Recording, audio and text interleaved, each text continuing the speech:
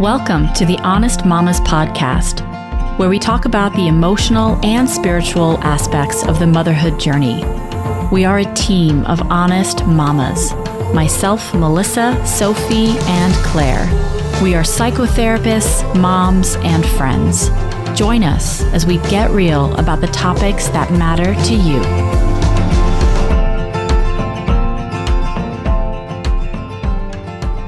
Hello, everyone, and welcome to episode 45 of the Honest Mamas podcast.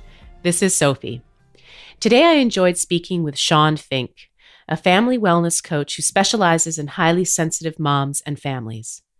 Shawn has worked with hundreds of women around the world to help them find ease and peace in raising a family, being a modern mother, and through the challenges of being human. She has a fantastic podcast called The Abundant Mama Project. In today's episode, Shawn and I talk about what it means to be a highly sensitive mom and how to best take care of ourselves in the face of the motherhood overwhelm. Here is my conversation with Shawn. Hi, Shawn. Welcome to the Honest Mamas podcast. It's so wonderful to have you here today. Hi, Sophie. Thank you so much for having me. You bet. It's really my pleasure. So let's just jump on in and start talking. I'm really excited about just learning more about your services you offer and just your passion and what you offer mothers. So I'm wondering if you can tell us a little bit about your journey and how you became interested in supporting mothers. Sure. That's a great question. So there's no easy answer. I think I've had a lot of iterations of me. Shawn has been a lot of different people. And all of those experiences, I think, is what led me to where I am right now. And I get dubbed by my clients as the Yoda of Mamas. Oh, I love it. And I think it's because of my life experiences. But ultimately, I was a journalist, and my job was to go out and I was really a crime. I was general assignment, but really they always gave me the crime stories. Wow. So I covered a lot of death and mayhem and family destruction. And it certainly made a huge impact on who I became ultimately as a person. But in that time, I saw families, how they lived, how they fell apart, what kept them together, what worked, what didn't. I mean, I was literally going into homes all the time. After I left journalism, I went to a nonprofit and I was leading a mentorship program for teen mothers, which is how I sort of really became interested in the motherhood concept. But I've always been a fierce advocate for women and women's rights and being a voice for women. Even when I was in high school, I remember being interested in teen pregnancy. I had a friend who became a teen mom. And then as I was a journalist, I took on issues like domestic violence that I just was very passionate about. So I think it's just in me, which is funny because I don't see my mom being that kind of a fierce, sort of feminist or woman advocate. I mean, she's certainly a woman, but I just sort of was born that way. So when I became a mother myself, I never thought I was going to start a blog or become a family wellness coach. None of that ever was never my goal. It just sort of happened. I started writing, I started blogging, I started connecting with people, I started working with women very casually. But over the years, now it's been 6 years, I believe, we're getting ready to enter the 7th year of the Abundant Mama project, and 5 of which have been very, intense, working with hundreds of women. And over that time period, I've sort of found my real skill in life. This is the longest job I've ever held, so I must be doing something right. Oh, yeah. I love it. I love your fierce advocacy. And I'm just grateful that you're really channeling it in service of mothers, because I think it's really needed. So I really appreciate your offering. Yeah. And, and part of that story too, is that when I became a mom, and I have twin girls, that first year, well, even actually every year has been difficult. I have never found motherhood to be easy. And, and I'm not somebody who ever downplays that for women. So a lot of the women that are drawn to my message also feel that motherhood has been very difficult for them. But also it's that first year I felt so unsupported, so abandoned. I actually literally was. My family moved 700 miles away. So I literally was in Oh that boy. first year Right. left to fend for myself, which, sure, I was a grown woman, but I really struggled, with finding time. I mean, I had two crying infants all the time, and it just felt very overwhelming. And so I think, ultimately when people ask me why did you do this? I think really, it really comes down to always wanting to make sure that I can provide that space of Mm, support and love and connection. And I see you and I hear your struggles, right. the way that I just felt like I did not have. Beautiful. Yeah. And can really imagine. And like you're saying, it's coming from a genuine place because you really went through it and lived it and know how important it is to have that support and that empathy and that understanding, to offer new moms. And, I love one of the beautiful things you speak about in Abundant Mamas is the motherhood overwhelm, right? But this HSP. And I don't know if you can explain that a little bit, but when I first read it, it deeply resonated with me as a mother. I mean, as a person alone, but then coming into motherhood, I mean, it got even more overwhelming and the sensitivity in me just became more pronounced. So I'm wondering if you can talk a little bit about motherhood overwhelm, what is HSP, and and just unpack that a bit for us. Sure. Yes, this has been a definitely a resonating theme with the women who find my work and then, they take my program, and always in that first lesson, they say, I'm highly sensitive. So we have a tribe of highly sensitive moms. And, I was a journalist. Like I saw really horrific things. So I would have never called myself highly sensitive. If anything, I probably would have said that I wasn't. But the minute I became a mother, that changed everything. And we were living in a city at the time, and I remember, prior to children, everything that happened around me in the city, no big deal, right? Right. As soon as I became a mother, everything changed. Every noise, every sound, I just picked up on everything, Hmm. and it became, I just thought it was me, like I was, ridiculous. But over time, we've learned about being a highly sensitive person and what that means. And it adds to overwhelm. And a lot of women feel overwhelmed just from our sheer responsibilities and the weight of raising humans. It's Hmm. enormous. Yeah. Being highly sensitive adds to that because it's not easy for us to cope with clutter, Hmm. mess, noise, sounds, smells, um, all the friction and the conflict, which I think is, Hmm. for me as a highly sensitive person, I really like order Hmm. and peace, which is, certainly one of our guiding values of being an abundant mama. And yet, my children, they do not seem to carry that same weight. No, I like Right? order peace. What is that? Yeah. So that Right. creates this conflict within us Yeah. all the time. I mean, those of us who are highly sensitive, and I know I can tell a highly sensitive mom versus one that's not. I mean, there those of us who are greatly impacted by our children's emotions.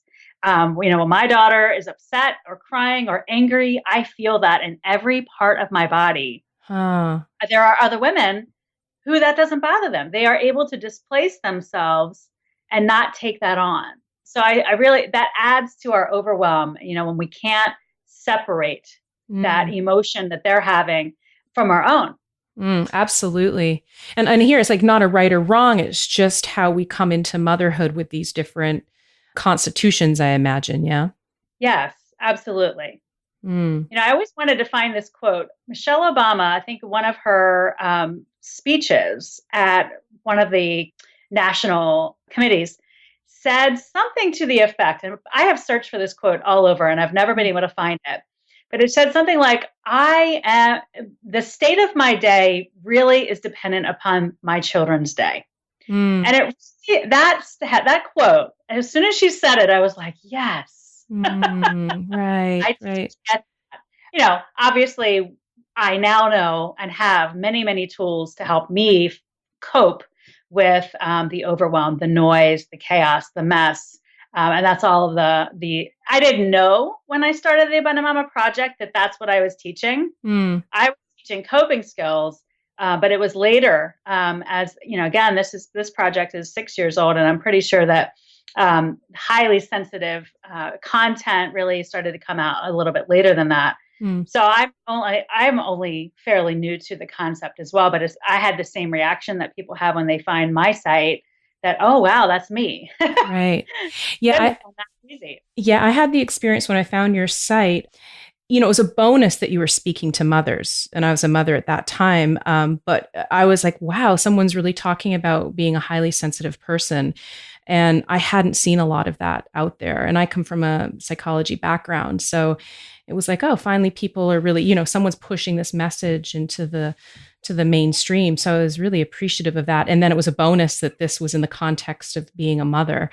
And, I really like what you're saying too about, our experiences and the quality of our day being so intertwined with our children's experiences and days. And to me, it really hits at, not just this emotional level, but really a physiological level. Like it goes really, really, really deep. And I just had this experience the other day, and I was talking to my mother about it, how, I was watching my daughter balance on like a tree stump at school, and I could actually feel the concern in my uterus, like the nervousness in my uterus. Like it's a cellular thing, and it makes so much sense because we grow these little beings in our bodies, and they're so intertwined with our nervous systems. Could you speak a little bit about that, like just how it's a physical response sometimes, and what you've come across, what your experience is of that? I'd love to hear. Yeah, I love that. I've never actually talked about that, but I love that you've even articulated that. It brought me right to a moment that I had recently. My girls are 12, or they're 11 and 3/4. Right. So I'm almost saying 12 now. And one recently, they say the older they get, the harder the problems, right? Right. And it's certainly easier, but it's certainly not easy. Mm-hmm. And one experience that we had recently was that she is not she does not perform as well in school as her twin sister. Got it. But she tries so hard, and she clearly struggles. And so one particular weekend, she had worked so hard.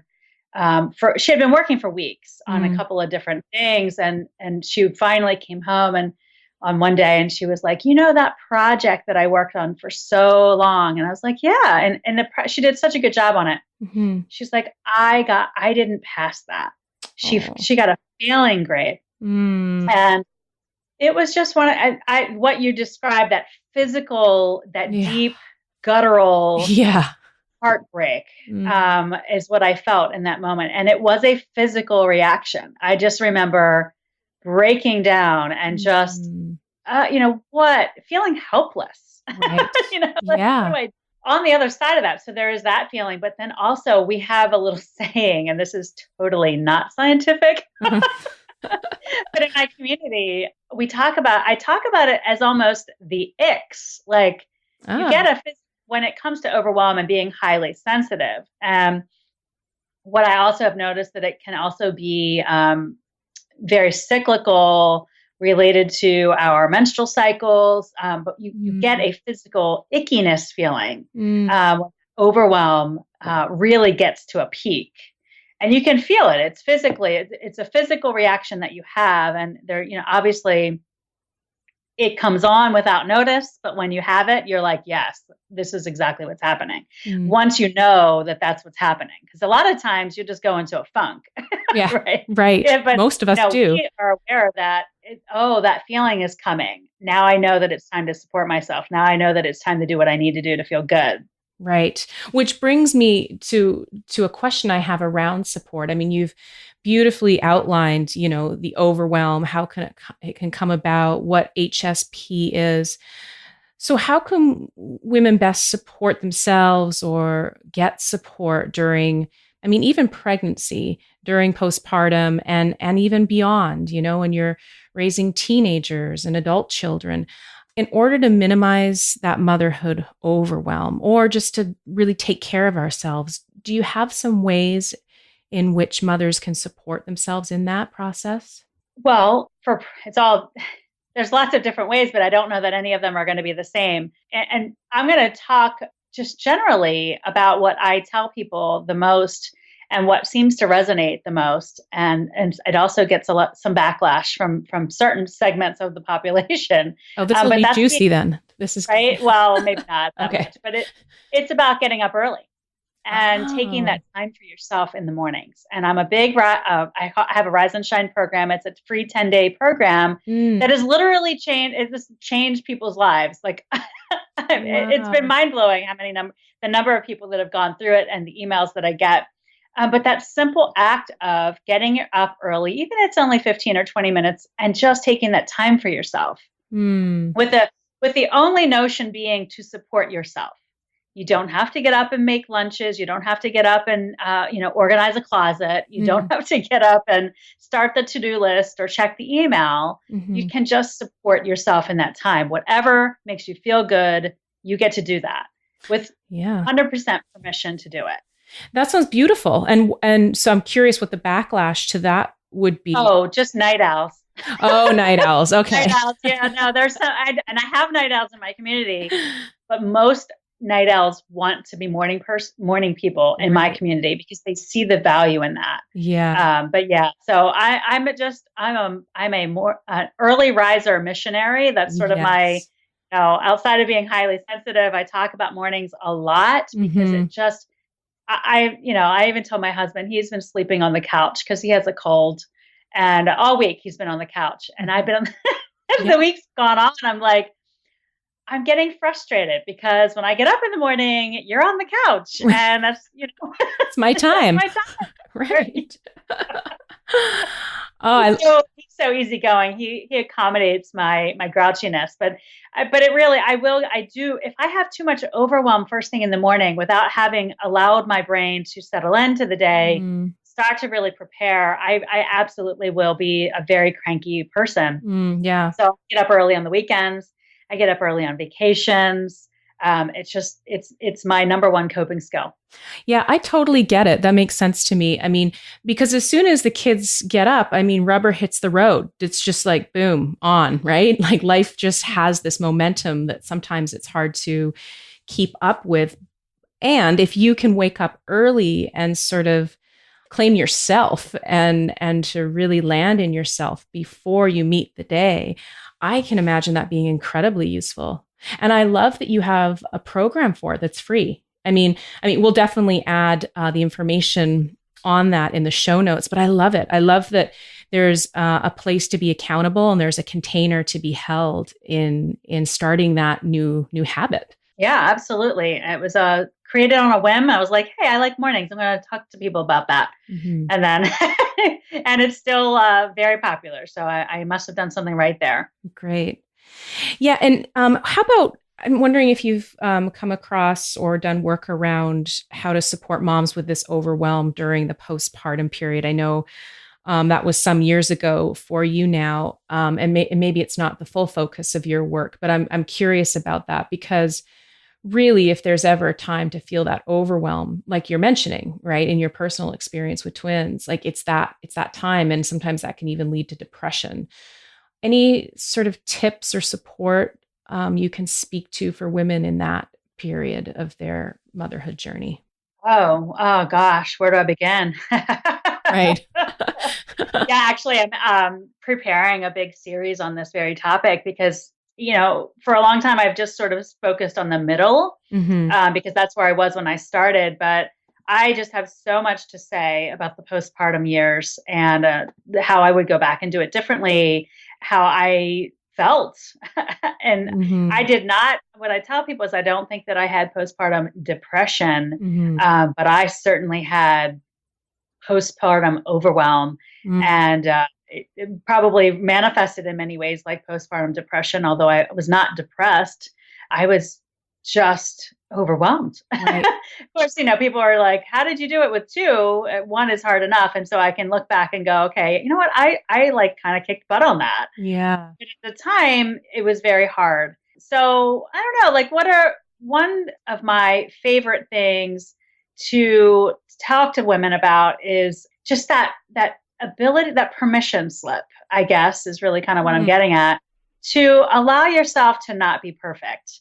I remember distinctly still, and I still probably will get triggered in my body about this time, but when I couldn't breastfeed Oh, yeah. and I had the two girls, and one seemed like she might, but all my efforts, nothing was working. And finally, the doctor was like, "Listen, you have to stop. It's not working." So there was so much guilt. There was so much guilt of not being able to breastfeed. There was so much guilt around not making that decision to change it sooner because my daughter started to get really pale and she just did not look well. But I was powering on. And, at the end of the day, we have to do what feels right for us. And so what I realized in stopping was it was such a huge relief. I mean, it was just such a huge relief. And I was able to get some joy back. Wonderful. And so for anybody who's postpartum, focusing on allowing yourself to not be perfect. You do not have to be the perfect mom. You just don't. Yeah. And I love that permission slip. I love that image of just giving yourself that permission slip, giving yourself, just the permission not to be perfect, like you're saying, and to be kind to ourselves. Really important. So I'm wondering this idea about, mothering ourselves. It's up a lot, and I hear that term a lot, and I practice that myself. I'm wondering if you can speak to it all, like at all, what it means to you to, as mothers, as women, for us to mother ourselves. Yeah.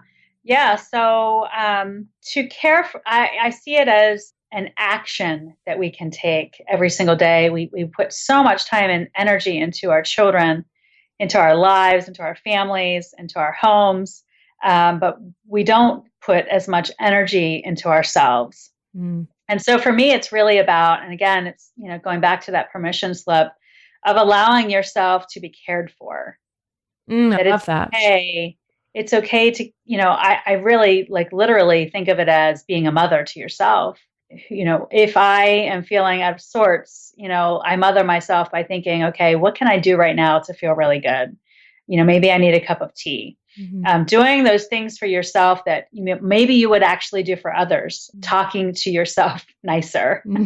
That's a big one. Yeah. Cheering yourself up, doing all the things that you really need. And because my mom is 700 miles away and we're not very close, she's not who I don't call her on, when I'm having a bad day. It's just not that kind of a relationship.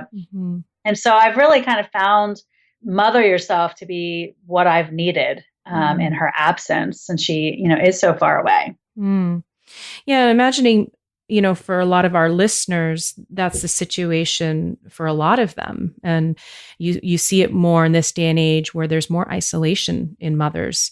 And we don't have those mothers or grandmothers in our immediate vicinity to support us. So this is why I think this practice is even more important than it ever has been. It's more important than it ever has been to have this practice in our lives because of current living situations for a lot of women. I know you also talk about gratitude practices. Could you tell us a little bit about those and how those can be helpful to mothers? Yeah, for sure. That's a big part of the program that I teach. We take gratitude to a whole new level. And we have to, because, we're thrown so many curveballs in our lives, our family lives, both with kids, but also in marriages and around money, around life and jobs, health. I mean, there's so many things come up. And for me, again, going back to those early years and feeling unsupported, I turned to a gratitude journal in 2011 and I started writing in it every day. And I noticed a shift in my thinking. It did not change the situations that I was upset about, but it helped me. It just really opened my eyes to the things that were in my life, the people who were in my life, and realizing that support was not necessarily the vision that I had in my head originally, that it was going to have to change, and it became different. And so I've been doing that daily since 2011. So I'll be starting my 8th journal in 2018. And the practice, I continue to be amazed at what I get from it. And there's times when it can be really difficult. And those are the times when I tell women that that's when you have to really do it, and you have to really take it more seriously, because the hardest days are the ones when you need it the most. Right. And is that, just for the people listening, the busy moms are like, yeah, right. Like I have time to sit down and journal, but can you share with us how simple that can be? I mean, is it just writing a few words, a sentence? Has it been time consuming for you? Yeah. I mean, obviously you can look on the internet and find millions of different ways of doing it. You can certainly just get out and write, even just 3 things. You could even just write one thing on a calendar every single day, or in your planner even. For me, it is, I always tell people that one of the things that I will be doing is giving these to my daughters. They can just divide them up.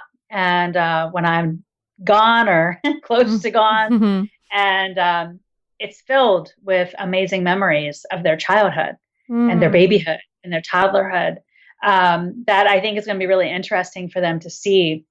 So I put a lot of time and effort into mine, and I teach women different ways of elevating it, because it will get old if you're only just listing, a couple things every day. And in fact,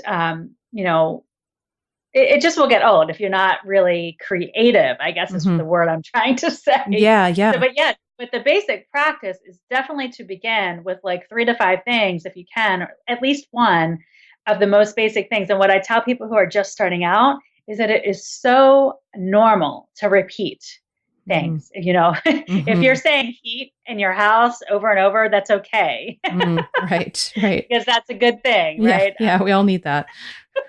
The water, like if you, in the beginning, it is always very basic things.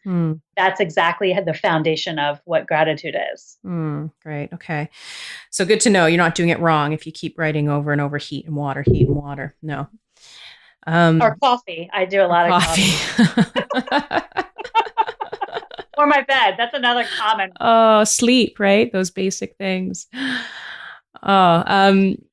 Well, wonderful. That's very helpful. Thank you. And I love hearing about, the fact that you're going to offer this as a gift to your daughters one day is really beautiful inspiration to keep, to keep committed to it. If you can't do it for yourself, if you have to come secondary to the process, like people need a jump start. It's beautiful that it's going to end up as a gift to your daughters. I love that. So any practical tips for mothers, say starting today, those listening that want to start right now today, anything simple for mothers to bring more joyfulness and play into their lives? I mean, obviously the gratitude practice is one of those things. Any other tips you can offer as we're nearing the end here? One of the most simple things that I have always found, and I say this all the time, but it's about asking a simple question. And what do I need? When we ask that question, everything becomes clear. And so, because, life is busy. Sometimes what I need is I got to get the dishes done. But sometimes what I need is I need to lay down and take a nap, or I need to call a friend.